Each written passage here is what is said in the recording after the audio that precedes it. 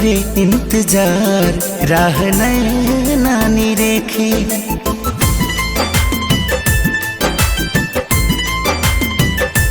हाँ हाँ करे इंतजार राह नानी रेखे।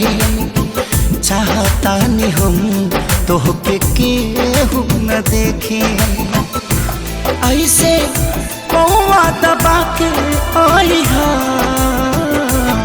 बात पायल के पता न चले। हाँ बात पायल के पता न चले।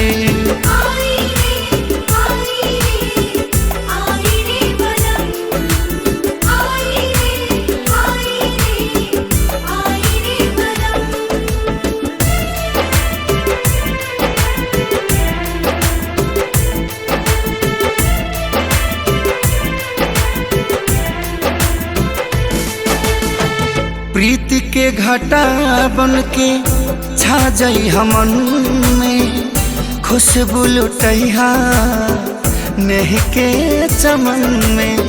प्रीति के घटा बन के छा जाई हमन में। खुशबू लुटैहा नेह के चमन में। आके ऐसे बरस जाई हा, बात बादल के पता न चले। हाँ बात बादल के पता न चले।